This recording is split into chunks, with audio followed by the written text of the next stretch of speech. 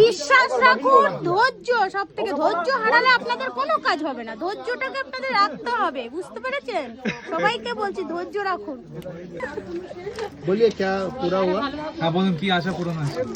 সেই ডিভোর্সে হচ্ছিল না, বিয়ের পরে ডিভোর্সটা হলো, হওয়ার পরে তারপরে সেটাও মানে মানসিক করেছিলাম, সাবান নিয়ে গেছিলাম, ফেরত দিয়েছি। তারপরে বিয়ের জন্য সাবান নিয়ে গেছিলাম, সেটাও বিয়েটা ঠিকঠাক হয়েছে, ভালোভাবে হয়েছে মায়ের দয়ায়। তার জন্য আমরা সাবানটা ফেরত দিতে এসেছি।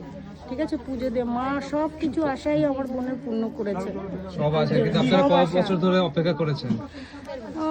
1-1.5 বছরের মধ্যে সব কমপ্লিট হয়ে গেছে। 1-1.5 বছর ধৈর্য রেখেছেন? ধৈর্য রেখেছি। অনেকে 1 বছরও 6 মাসও ধৈর্য হ্যাঁ, রেখেছেন। প্রচুর ধৈর্য রেখেছে। আরো আজ মানসিক করে যাবে, আরো সেটাও শুনবে মা, এটা আশা আছে আমাদের কাছে।